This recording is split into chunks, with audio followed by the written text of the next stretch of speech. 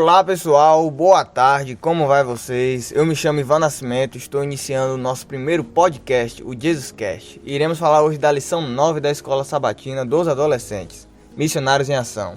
Estou aqui hoje com a presença de Amanda Figueiredo. Oi gente, tudo bem? Gustavo Silva Lira. Bom dia, boa tarde, boa noite, caro telespectador. E Iago Nascimento. Fala galera, seja bem-vindo ao nosso primeiro podcast. Toda semana nós teremos convidados especiais compartilhando algo sobre o tema da lição conosco. Como nossa lição fala sobre missão, nossos convidados sabem muito sobre isso. Amanda, quem são nossos convidados de hoje? Bom, Ivan, o nosso convidado de hoje mora com a família. Ele é missionário lá em Portugal. Olha só o privilégio, não é? O nome dele é o pastor Léo Lins. Galerinha, um prazer. Sobre um aspecto muito importante, quando a gente fala de campo missionário, de missionário, que é justamente a adaptação cultural, né? O que alguns missiólogos, né, que é esse teólogo com olhar de antropólogo, chama de contextualização crítica. Paul Hiebert, que é um dos grandes teóricos nessa área, né, autor de diversos livros, considerados por nós missiólogos como o papa da missiologia, escrevendo um livro que, se eu não me engano, tem o título O Evangelho e a Diversidade Cultural, creio que é esse o título, sobre contextualização crítica, que é justamente a capacidade ou a possibilidade do missionário de olhar para aquela cultura e identificar pontos que aparentemente não tem nada a ver com a cultura religiosa cristã, no caso aqui, que a gente está pretendendo implementar e pretendendo divulgar, e pretendendo propagar, não é? Quando a gente fala em levar alguém à conversão, é que ela conheça a Cristo e a cultura, no sentido não estrito da palavra cultura, ou seja, costumes e tradições regionalizadas, mas aqui cultura no sentido de cosmovisão, uma cosmovisão de Cristo, uma cosmovisão baseada em valores e princípios que são bíblicos e coerentes com a crença do cristianismo, né? Ou com a fé do cristianismo. Só que isso é muito complicado de fazê-lo, por isso muitos sequer tentam fazê-lo, ou não estão preparados, não estudaram, não, porque aí, demanda uma necessidade de entender aquele local ao qual você está se inserido como missionário, culturalmente, o que significa entender sociologicamente, antropologicamente, economicamente, politicamente, culturalmente, nos aspectos históricos, porque tradições, costumes têm raízes históricas, né, de contextos específicos, e ao mesmo tempo contrapor aqueles valores locais ali com seus valores culturais, que são também oriundos de ensinamentos sociológicos, antropológicos, filosóficos, etc. E perceber que algumas coisas que têm muito valor para você, por conta de todo esse contexto, não tem valor algum naquela cultura. E algumas coisas que têm muito valor naquela cultura não farão diferença para a realidade e a vida e a ética cristã, o que seria o que chamamos de cosmovisão cristã. E que talvez não precisam ser retiradas, não precisam ser modificadas, bastam ser ressignificadas. Consegue entender? Vou tentar usar um exemplo prático para a gente falar disso. Vou usar um exemplo muito simples, que é, por exemplo, o local de culto ou a liturgia de um culto, não é? E coisa que a gente acaba sofrendo até hoje, repercussões dessa falta de contextualização crítica. O missionário, imagina, vamos voltar no passado, europeu, veio para o Brasil, português, e implementou o cristianismo, né? Os jesuítas na época ali, implementaram ali uma cultura cristã, de como se deve fazer um culto. Naquela época era uma missa, e até hoje o é, mas era em latim, usando cantos gregorianos e etc.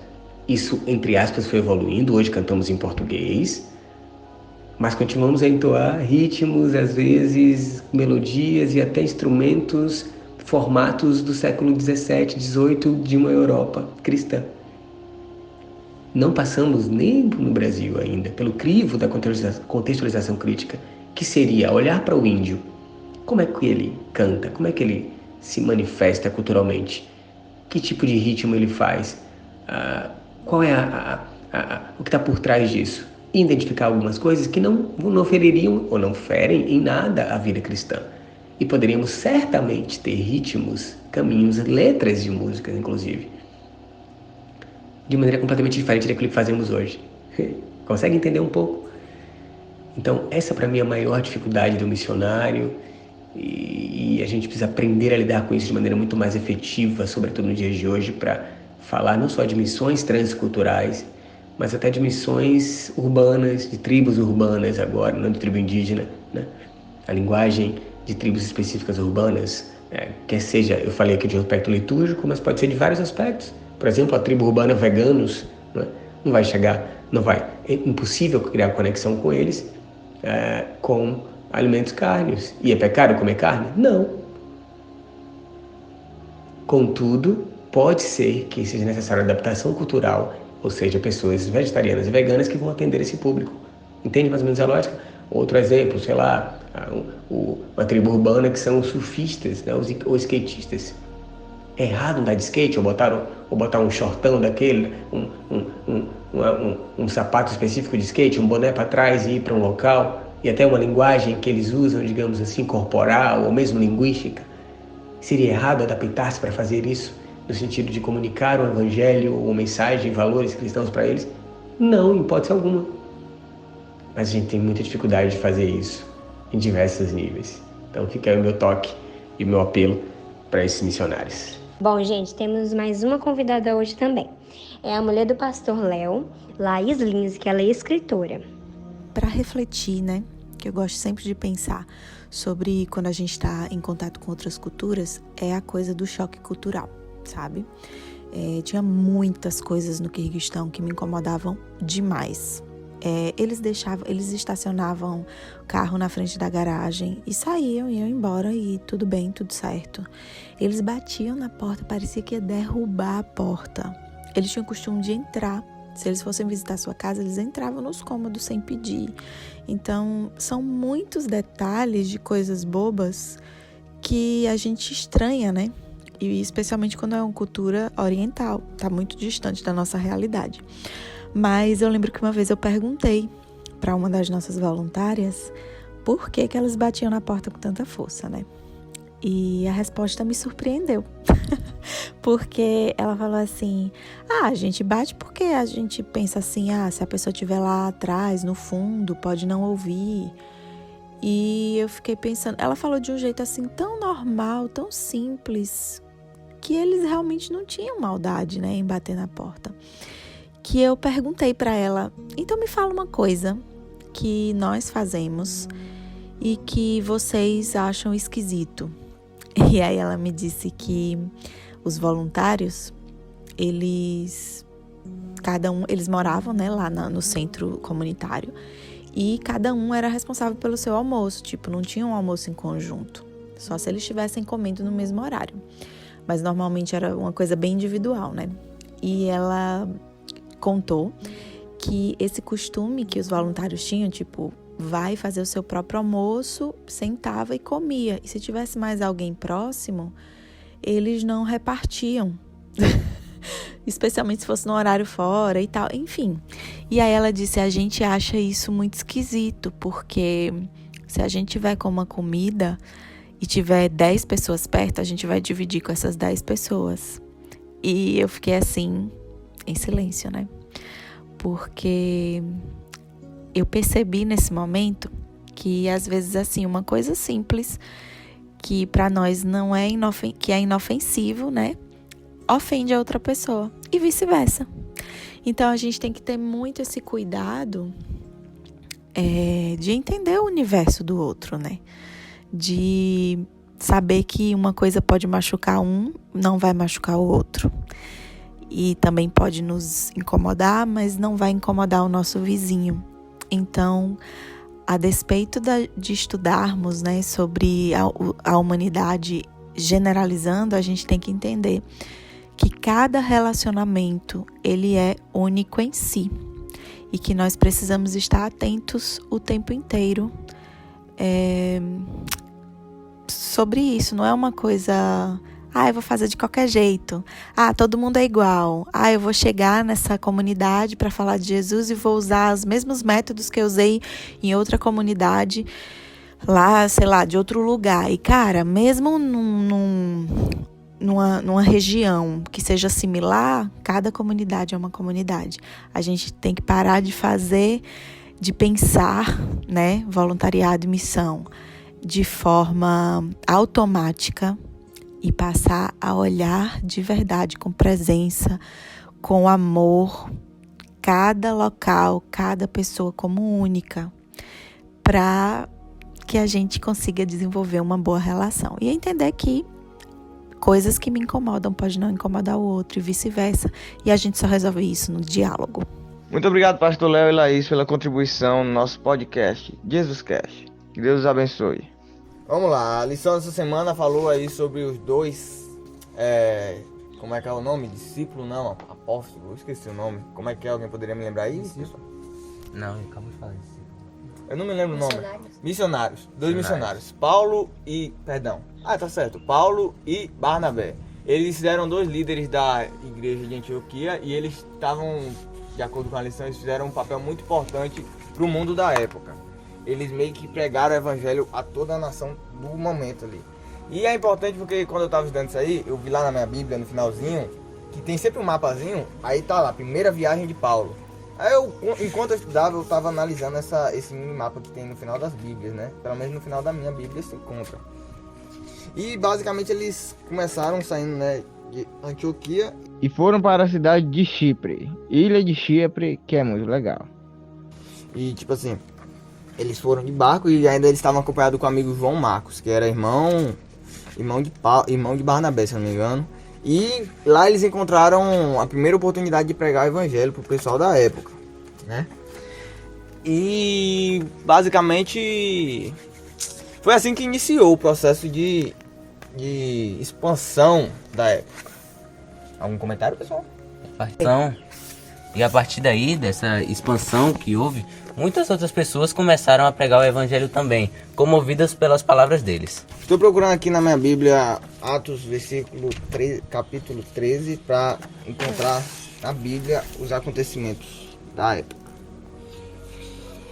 Em Atos capítulo 13, versículo 1, já começa falando o seguinte. Mas antes de eu iniciar a leitura bíblica, eu vou pedir que você feche seus olhos e vamos começar uma oração.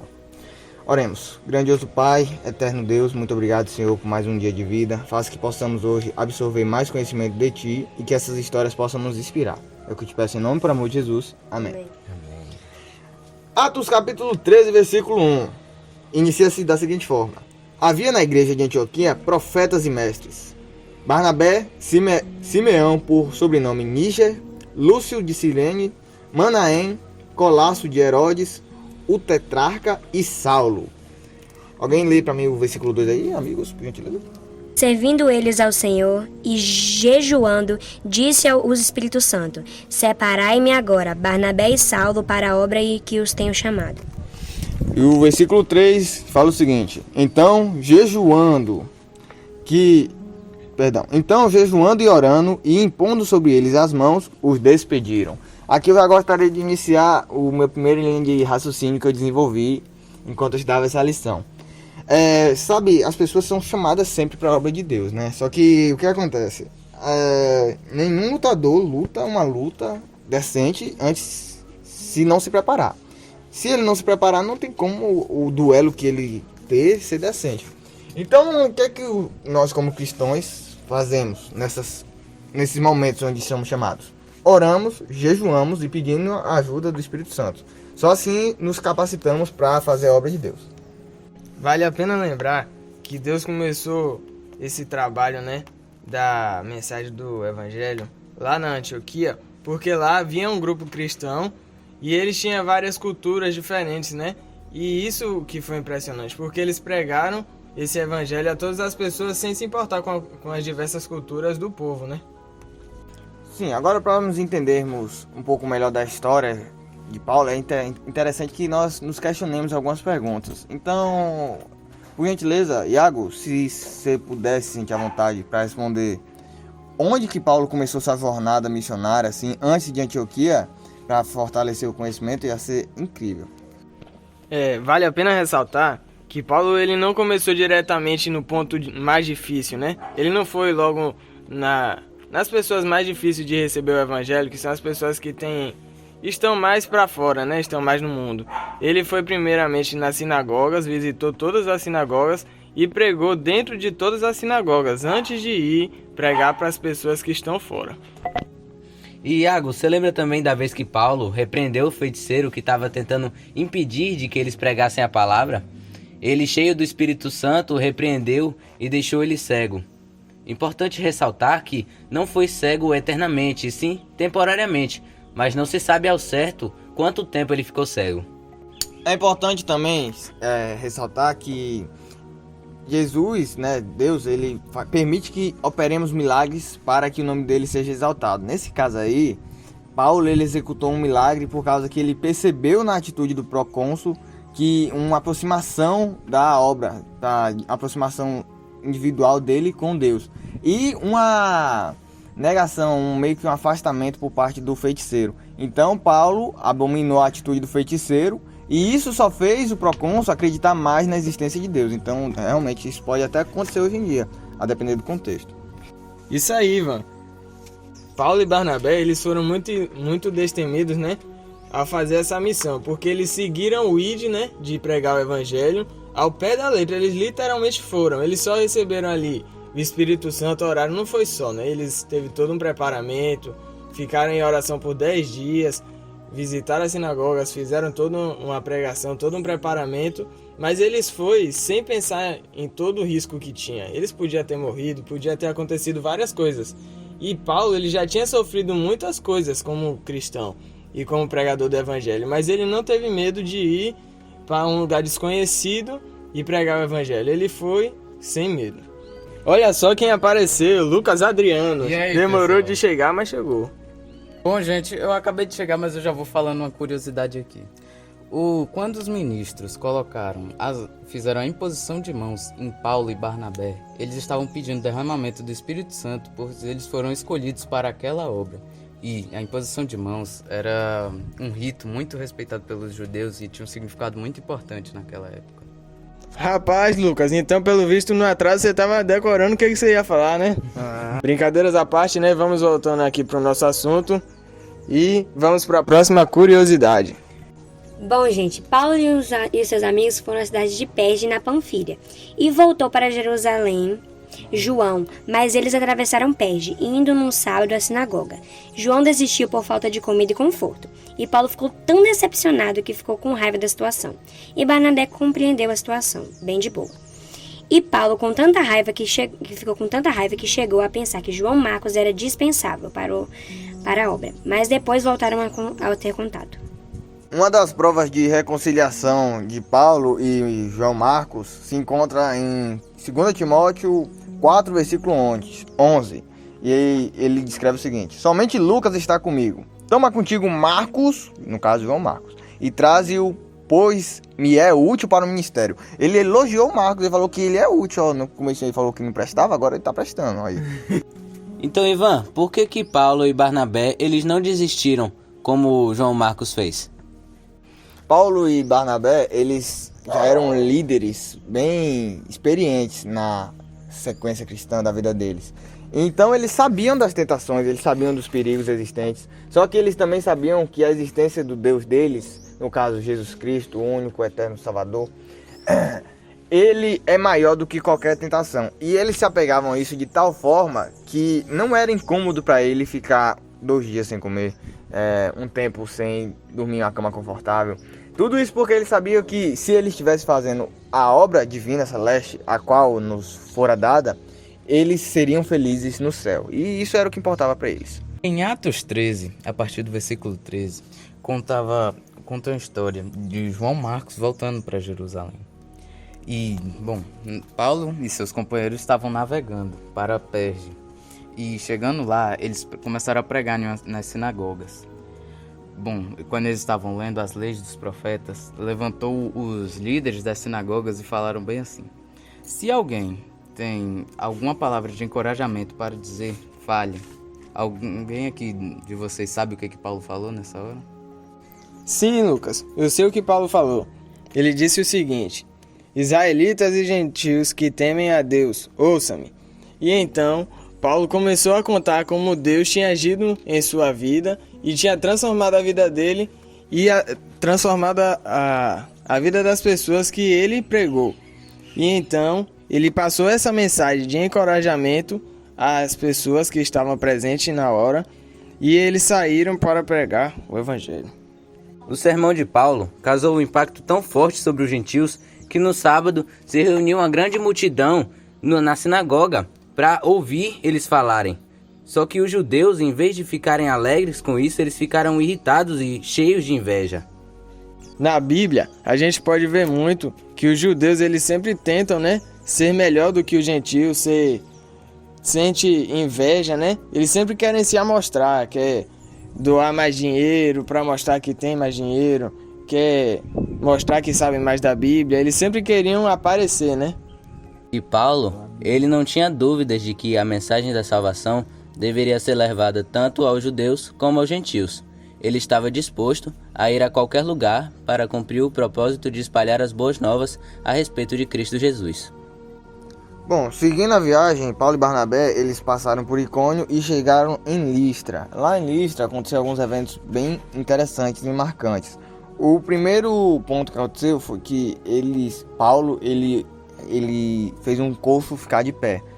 E em Listra, o pessoal lá, eles acreditavam em deuses, principalmente no deus Zeus. Então, quando eles presenciaram isso, Paulo falando de maneira firme, levanta-te, e o coxo levantou, aquilo deixou a plateia toda boca aberta. Todo mundo ficou impressionado com a atitude e a reação do coxo. E todos pensaram que eles eram enviados por deuses. No caso, Zeus era Paulo, porque Paulo ele falava bastante. E Júpiter era Barnabé, porque Barnabé era mais quietinho, porém ele tinha muito conhecimento. Então, a partir disso daí, começaram a adorar eles na cidade. E no dia seguinte, eles estavam preparando um culto de adoração a Paulo e a Barnabé.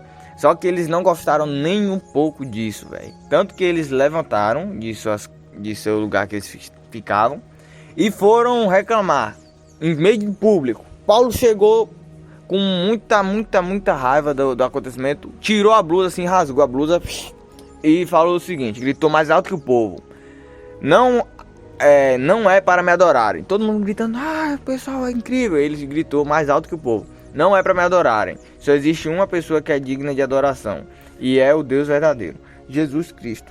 Aí o pessoal ficou indignado com esse diálogo de Paulo, a ponto de apedrejá-lo. E o pessoal que testemunhou aquela ação deu Paulo como morto. O pessoal, ao presenciar o corpo de Paulo todo apedrejado, expulsaram ele da cidade, colocaram ele fora das fronteiras e consideraram ele morto, por causa que ele estava numa situação extremamente crítica. Só que, Paulo ele era incrível. Ele ficou um tempo mal, muito mal, em coma. Ele levantou depois que estava melhorzinho e falou: vamos continuar a missão. Chega de arrepiar isso, velho. Então, gente, não importa a língua que você fala, o seu idioma, não importa as suas intenções, não importa o seu conhecimento, você tem que ir e pregar o evangelho, porque o ser humano ele precisa de uma esperança, ele precisa de um motivo para viver. O povo lá da época, eles acreditavam no deus Zeus, e isso já foi um motivo de esperança para eles antes deles conhecer a Jesus, antes deles conhecer a mensagem que Paulo trouxe. Era um motivo de vida para eles. E quando Paulo chegou e mostrou para eles o poder de Deus, eles começaram a ter um novo ponto de vista, uma nova esperança, e daí em diante eles tiveram uma nova vida. Falando um pouco sobre preparação, é importante que nos preparemos, porque senão vai acontecer que nós não vamos estar prontos para os prováveis acontecimentos na vida espiritual. Aconteceu isso como exemplo. O amigo João Marcos, infelizmente, não estava capacitado o suficiente para prosseguir no mesmo nível que Paulo e Barnabé. Então é importante nos prepararmos. Bom, eu acho que João Marcos poderia ter se preparado mais para a situação e aí ele teria mais disposição para a obra divina. É importante também frisar que a importância da fala, pois todo o evangelho deles foi por meio da fala. Eles conseguiam expor opiniões, então a forma de saber falar, como falar, do que falar, tudo isso interfere na opinião alheia. E não é só em relação à obra que estamos aqui no mundo para fazer, e sim para tudo, né? Nós nos comunicamos principalmente pela fala, então é importante nos controlarmos e sabermos do que estamos falando. Eu achei interessante que, por mais que Paulo tenha feito coisas horríveis quando ele era conhecido como Saulo, tinha perseguido Jesus, o povo dele, Deus colocou ele perto da igreja depois que ele se converteu, para que ele pudesse ser ajudado e aí para que ele ganhasse o carisma do povo dele. E Paulo acabou se tornando tão importante para a igreja que ele foi chamado para liderar o povo em Antioquia. Então, pessoal, é isso. Muito obrigado. Foi um prazer compartilhar um pouco do que aprendemos nessa semana com vocês. Espero que tenhamos ajudado. Semana que vem temos mais com um outro novo assunto da lição. Espero que vocês gostem e aprendam com a gente. Tenham uma feliz semana, um feliz sábado. Em nome de Jesus. Amém.